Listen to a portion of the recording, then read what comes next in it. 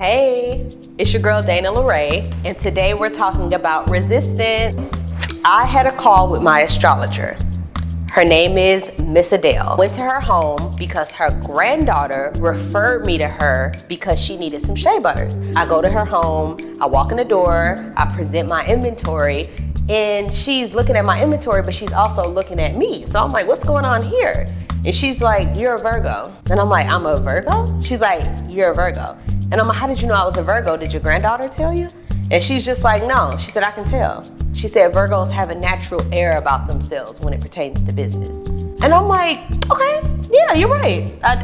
She's like, no, it's your birthright to be in business, actually. It's your calling. And I was like, oh my God, okay.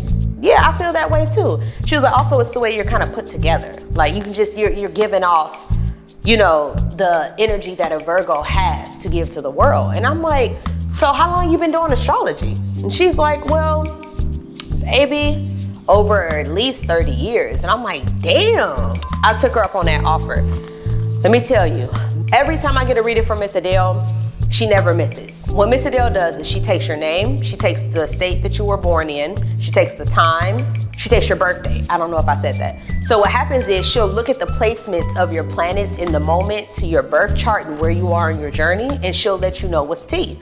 So when she looked at my placement, she was just like, the last reading we had, she was like, okay, everything is really working for you. You're going through your midheaven, which means you're about to kind of make the most money you've ever made in your entire life. She was like, and everything is in an upward trajectory as far as your purpose. And I'm like, me?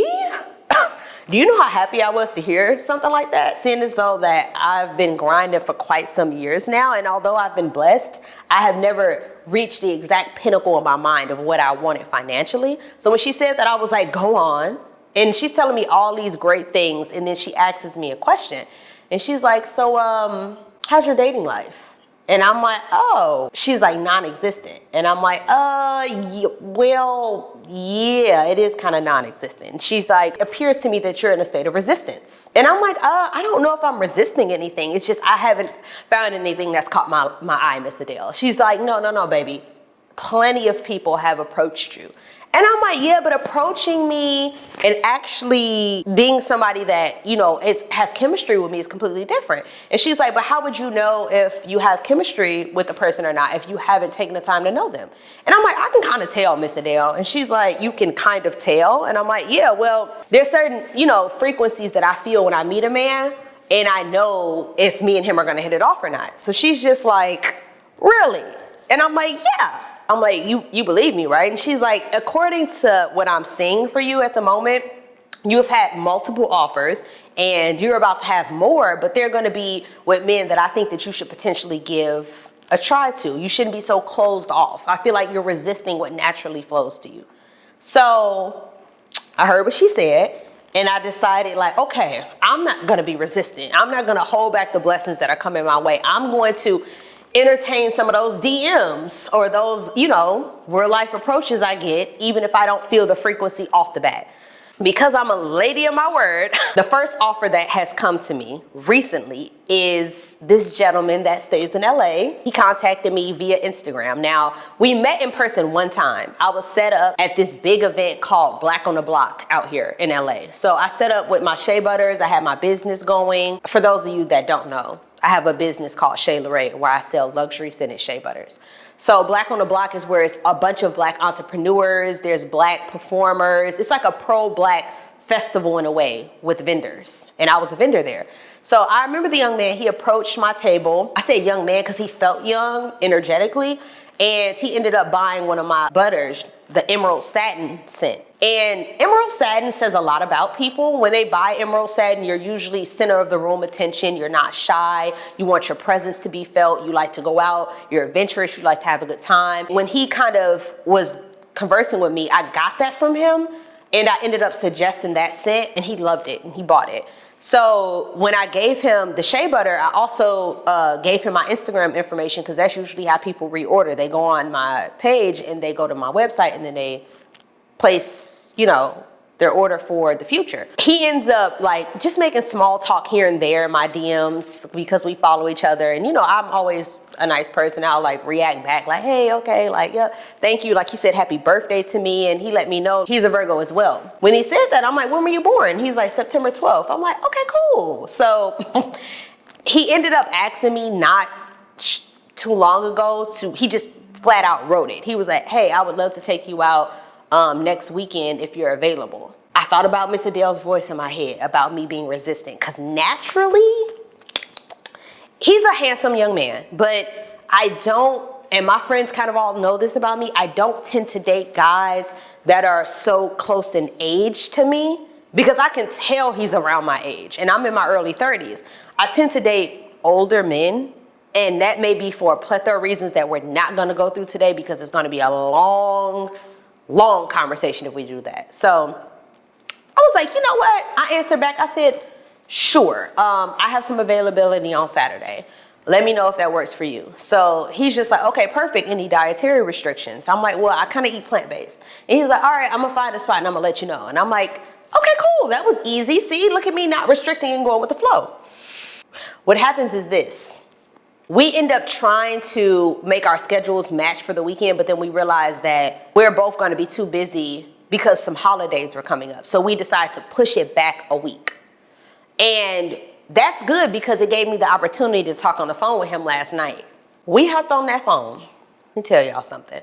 If there was a noise that I could make every time something happened that was like absolutely wild, it would be ding, ding, ding, ding. Like it would be so many noises that sound off. We hop on the phone with each other and I'm like, hey, I think it's like maybe like 7 o'clock Pacific time. And I'm like, hey, how are you? He's just like, I'm good. And we start chatting because when we were texting, he asked me for my last name, which is cool. Like maybe he wanted to save my name in the phone, but then also I thought to myself, is he doing a background check on me?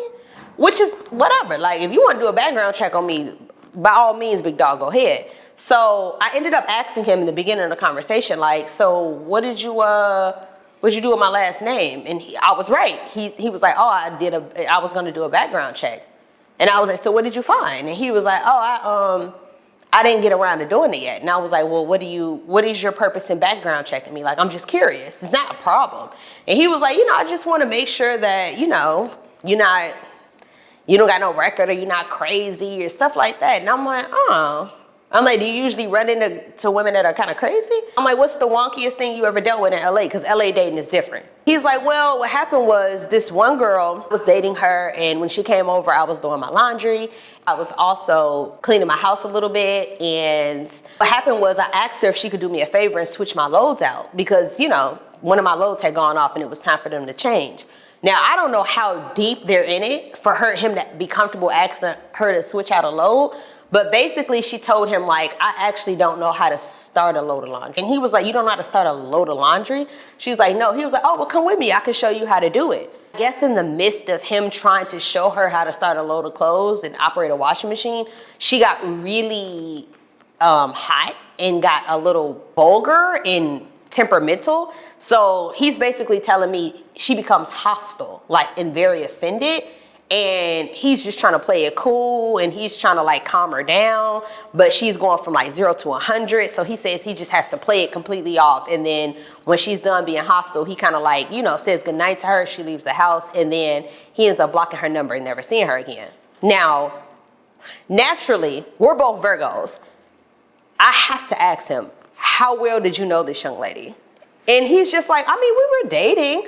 I'm like, yeah, but how long did you know her before you had her in your house? Is that a frequent thing for you to have people in your home and you don't know them that well? And he's like, well, no, it's like,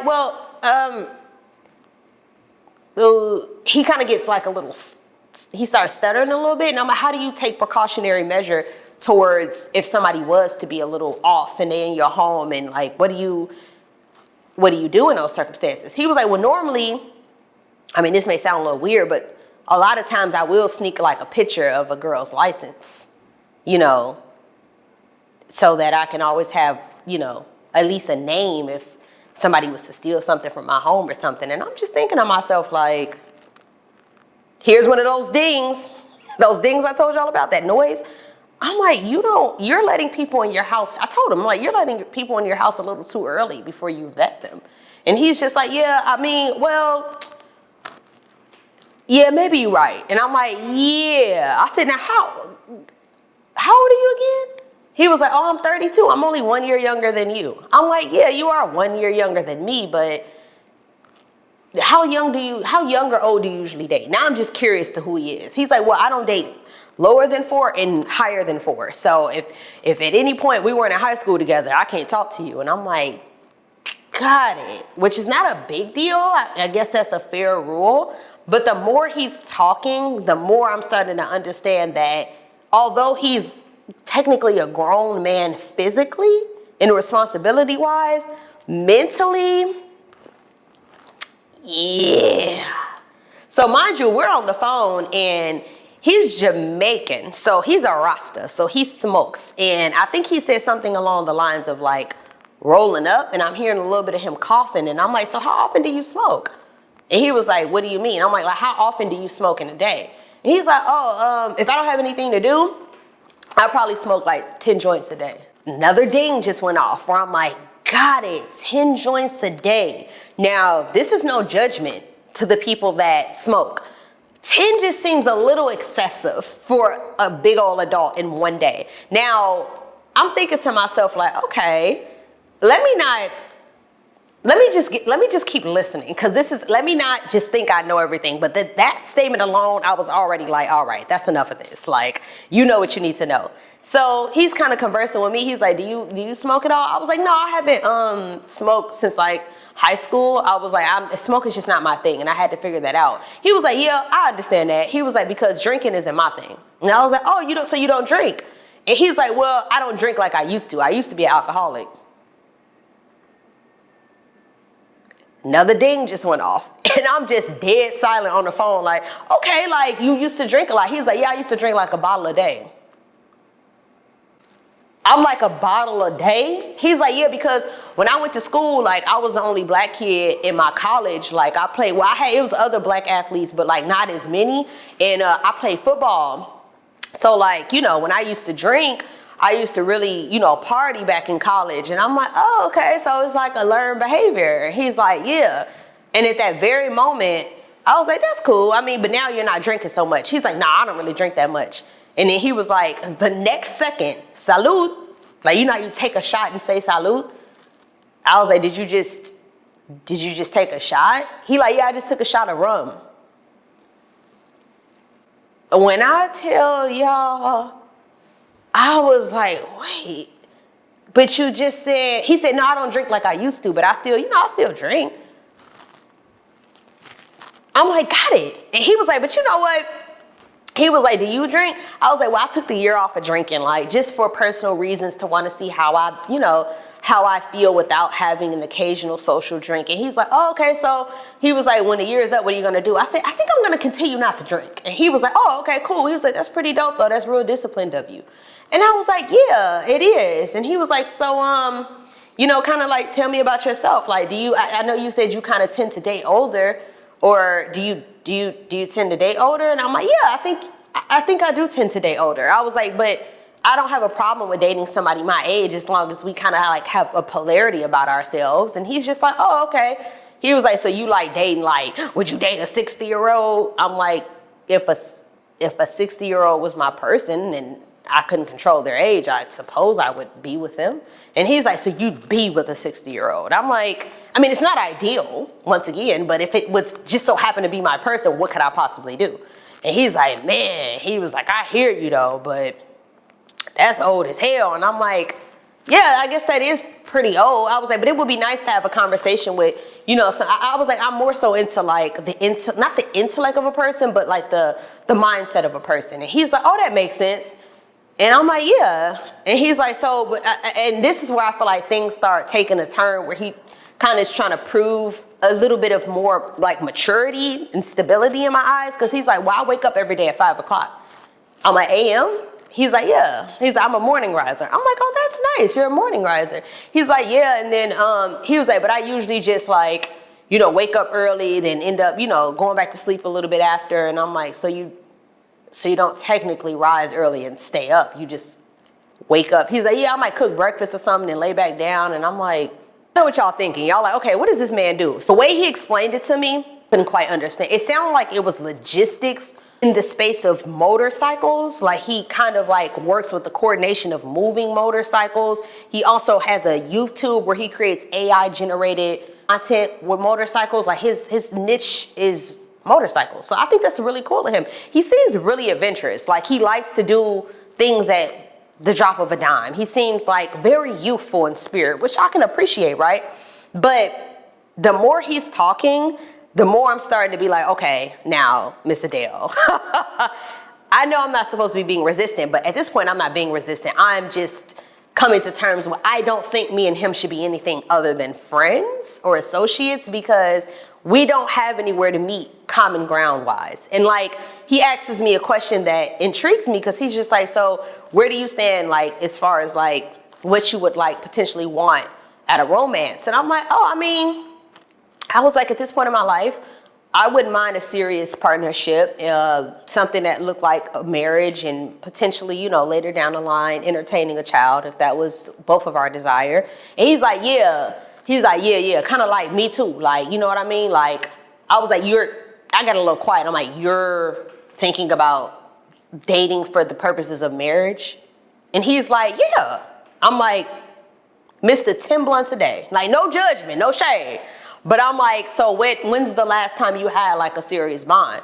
And he was like, well, me and this one girl, we had a serious bond and we were thinking about starting a family. And I'm like, oh, so you were like thinking about becoming engaged? He was like, yeah, we were thinking about getting married, but we were really thinking about a family. And I'm like, well, which one comes first? The chicken or the egg? Would you have gotten married or would you have had a family first? He was like, I mean, I think we were he didn't directly even answer that question now that I think about it, but it sounded like him and that young lady were thinking about procreating. And I asked him, I'm like, okay, so what happened? And he was like, well, basically, we just grew apart. And I'm like, I'm thinking in my head, like, I bet you did. And I told him, this is when okay, that's enough of this, right? It was the last straw is when we were talking about my Instagram.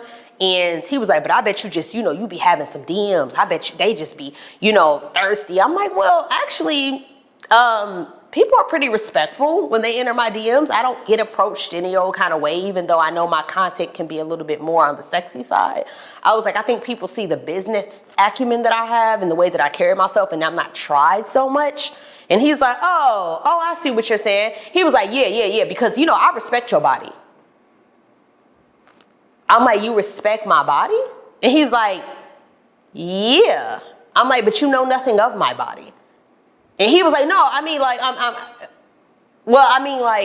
I'm like, are you trying to say you respect who I am? He's like, yeah. I'm like, yeah, because you have no access to my body, so I don't think you have a choice but other than to respect it and its display. I was like, you just said that like you was in my room with your hand on my lap, and you was like, I respect your body.